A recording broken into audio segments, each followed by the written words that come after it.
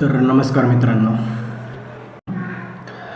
तर गेल्या 2-3 दिवसामध्ये मी काही व्हिडिओ रेकॉर्ड केलेला नाही आहे. एकूणच डेव्हलपमेंटमध्ये बिझी होतो. कसं म्हणता येईल, एकदा एका गोष्टीमध्ये माझं लक्ष लागलं म्हणजे त्याच्यातून बाहेर काढणं मला स्वतःला अवघड असतं. तेच गेल्या 3-4 दिवसामध्ये जवळपास मी भरपूर काही डेव्हलपमेंट केली असं मला वाटतं. एकूणच कोड तसं जास्त नाही लिहिलेला, पण या कन्सेप्ट किंवा बाकीच्या गोष्टी मी भरपूर काही शिकलेलो आहे. त्यातली बऱ्याच काही गोष्टी आहेत त्याच्यात. पण जस्ट सध्या मी ऑथेंटिकेशनचा जो फ्लो होतो तो एक प्रकारे ऑप्टिमाइज करत होतो.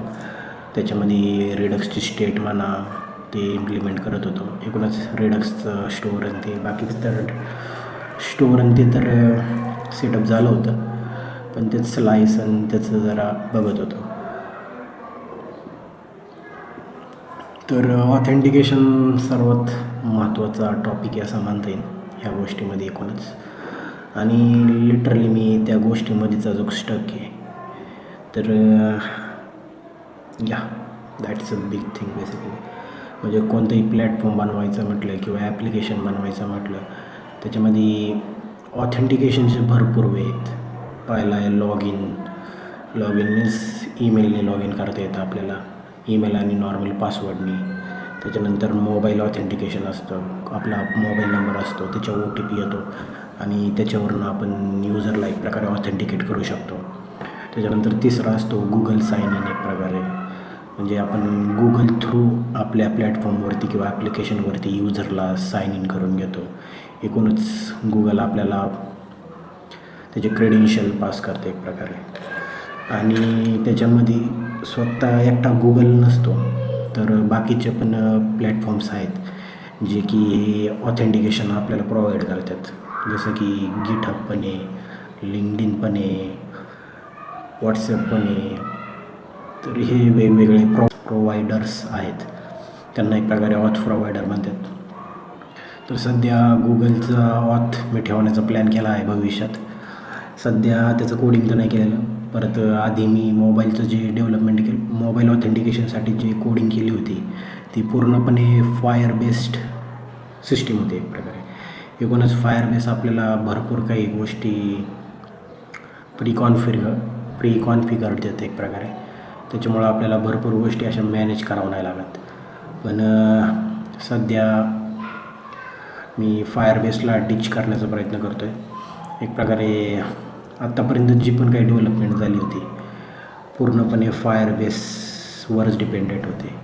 आणि लिटरली त्या टायमिंगला मला वाटलं होतं की या fire base will be better option.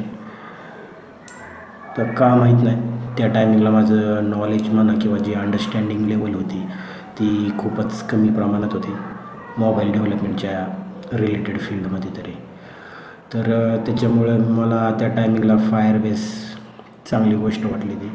एकूणच आपल्याला जास्त काही मॅनेज करायची गरज पडत नाही आणि गुगल आपल्याला भरपूर काही गोष्टी प्रोव्हाइड करत होता. त्याच्यामुळं मला वाटलं की आपण फायर बेसच यूज करावा. आणि लिटरली मी जवळपास अख्खाच्या अख्खा ॲप डेव्हलप केलेला आहे तसं म्हणता येईल. त्या ॲपमध्ये आत्तापर्यंत almost user log in begin तर ते झालेलं आहे. OTP ऑथेंटिकेशन पण झालं होतं. त्याच्यानंतर परत युजरची प्रोफाईल म्हणा, परत टीमची प्रोफाईल म्हणा, युजरचं जे कनेक्शन होतं मेसेजिंग म्हणा, त्याच्यावरती चॅट्स पाठवणं, मेसेज पाठवणं, इमेज व्हिडिओ ते झालं होतं. एकूणच जवळपास लिटरली 80% डेव्हलपमेंट जी होती ती मी गुगलचं फायर बेस यूज करून बॅकएंडला ती डेव्हलप केली होती. आणि लिटरली जेव्हा ही गोष्ट जाणवली की आपण समहाव गुगलच्या ट्रॅपमध्ये फसलेलो आहे तेव्हा जाणवलं की आपल्याला स्वतःचं बॅकएंड असणं किती महत्त्वाची गोष्ट आहे. कारण की हे जे सिस्टीम्स असतात किंवा सिस्टीमच म्हणता येईल त्यांना एक प्रकारे नाही का, किंवा गुगलला का इन्फ्रास्ट्रक्चर एक प्रकारे. प्रत्येक कंपनी म्हणा किंवा प्रत्येक सर्विस जो प्रोव्हायडर आहे ते एक प्रकारे त्यांचे फीचर्स किंवा अशा गोष्टी देत असतो ज्याच्याने आपल्याला ॲप्लिकेशन्स बनवणं म्हणा किंवा स्टार्टअप बनवणं सोपं जावं एक प्रकारे. आणि गुगलनी तसंच केलं होतं. एकूणच जवळपास आत्ता ह्या जगामध्ये जितके पण काही सॉफ्टवेअर टूल्स आहेत किंवा ते जे सर्विस प्रोव्हाइड करतात आपल्याला, ते एक प्रकारे आपल्याला लॉक करून टाकतात त्यांचेच सर्विस वापरण्यासाठी, त्यांचेच प्रोव्हायडर वापरण्यासाठी. एकूणच त्यांचंच अख्खं इन्फ्रास्ट्रक्चर आपल्याला वापरत असावं लागतं. आणि हे गुगल आणि फायरबेसच्या बाबतीत होताना मला दिसलं होतं. एकूणच मला ती गोष्ट मान्य नव्हती. त्याच्यामुळं मी बॅकएंडला एक प्रकारे स्वतः डेव्हलप करण्याचा निर्णय घेतला होता. आणि मध्ये जरा गॅप पडला होता, त्याच्यामुळं खूप जरा प्रॉब्लेम झाले. तर मागच्या वेळेस जेव्हा मी डेव्हलपमेंट स्टॉप केली होती तेव्हा मी बॅकएंड डेव्हलप करायला घेतला होता. आणि डेव्हलप करता करता मी अशा लेवलला पोचलो होतो जिथं मला फ्रंट एंडला जी युजरची प्रोफाईल लागते ती एक प्रकारे बॅकएंडमध्ये मला डिझाईन करायची होती. एकूणच बॅकएंडचा कोड फ्रंट एंडच्या कोडसोबत जरा सिंकमध्ये आणायचा होता किंवा त्याचे पॅरामीटर्स असतात आणि ते. आणि लिटरली फ्रंट एंडला युजरच्या प्रोफाईलमध्येच इतके पॅरामीटर्स आहेत, इतके फील्ड्स आहेत किंवा टॅग्स आहेत म्हणता येईल, की ते पूर्णच्या पूर्ण बॅकएंडला डेव्हलप करणं आणि त्यांना मेंटेन करणं माझ्यासाठी खूपच अवघड गोष्ट बनलेली आहे. आणि आत्तापर्यंत बेसिकली मी तो अख्खाच्या अख्खा जो युजरच्या प्रोफाईलचा जो API आहे म्हणता येईल किंवा जो डेटा फेचिंग जी सिस्टीम असते ती पूर्णपणे मी एक साथ बनवण्याचा प्रयत्न करत होतो. लिटरली मी एका हत्तीला एक साथ खाण्याचा प्रयत्न करत होतो अशा टाईपमध्ये. तर फ्रंट एंडला जितके पण पॅरामीटर्स लागतात किंवा जितके पण फील्ड्स आहेत त्या सगळ्या फील्ड्स मी बॅकएंडमध्ये डिफाईन केल्या होत्या, त्याचा मॉडेल बनवला होता. एकूणच बॅकएंडला MongoDB वापरतो आहे, तर त्याच्यामध्ये त्याचा स्कीमा बनवला होता युजरच्या प्रोफाईलचा. आणि लिटरली मला आणि ह्याच्यामध्ये एक जरा रिडंडन्सी होती. रिडंडन्सी म्हणण्यापेक्षा डिफरन्स होता. फ्रंट एंडला जे पॅरामीटर्स यूज केले होते ते एक प्रकारे फायरबेसचे रिलेटेड होते, त्यांच्या लेवलला डिफाईन केले होते. आणि मोस्ट ऑफ द पॅरामीटर्स असे प्रॉपर पण डिफाईन नव्हते केलेले. आणि तेच आता बॅकएंडला जेव्हा आपण डेव्हलप करतो आहे तेव्हा मला तिथं खूपच त्रास येतो आहे.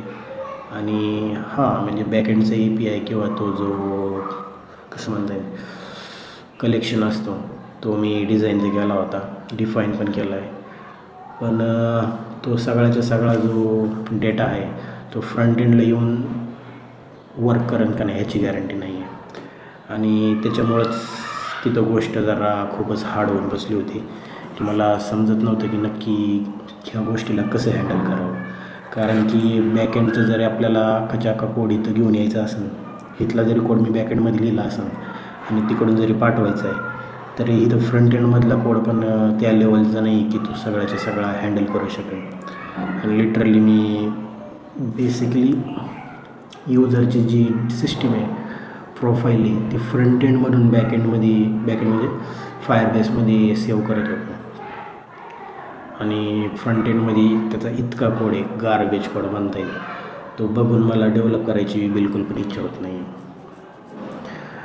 तर आता ह्याच्यावर सोल्युशन असं काढलं की मी फ्रंट एंडला जे असणार आहे ते एक साथ पूर्णच्या पूर्ण युजरची प्रोफाईल न घेता आपण parameter by parameter, field by field आपण ती सिस्टीम डिझाईन करणार आहे. एकूणच सध्या मी अख्खाच्या अख्खा प्रोफाईल कन्झ्युम करण्याचा प्रयत्न करत होतो असं म्हणता येईल. आणि आता मी सध्या पॅरामीटर बाय पॅरामीटर जाणार आहे, तर त्याच्यासाठी मला वेळ लागणार आहे. परत सध्या मला हे लॉग इनची जी सिस्टीम मी डिझाईन केली होती त्याच्यामध्ये जरा UI टाकायचं आहे, फ्रंट एंडचा कोड लिहायचा आहे, एकूणच स्टायलिंग आणि हे ते, तर त्याला मॅनेज करणं एक महत्त्वाची गोष्ट आहे. तर माझं म्हणणं होतं की आजच्या दिवस किंवा उद्याचा दिवस जरी लागला तरी ते फ्रंट एंडचं जे आहे लॉग इन लॉग आउट सिस्टीमचं जे UI किंवा स्टायलिंग आहे ती हँडल करून घ्यावी येते. ती झालं की आपला ऑलमोस्ट ऑथेंटिकेशनचा पार्ट संपतो आहे, म्हणजे जो परत येऊन पुन्हा आपल्याला डेव्हलप तर करावंच लागणार आहे. पण आत्ताच्या बेसिक लेवलला ती गोष्ट झालेली आहे एक प्रकारे. आता मला वाटते की एवढं काम उरकल्याच्या नंतर पुढं आपण त्या युजर प्रोफाईलच्या APIला जरा हँडल करू आणि या त्याच्यावर काम करत बसूया आपण. तर सध्या मी व्हिडिओ स्टॉप करतो आहे. भेटूया पुढच्या व्हिडिओमध्ये.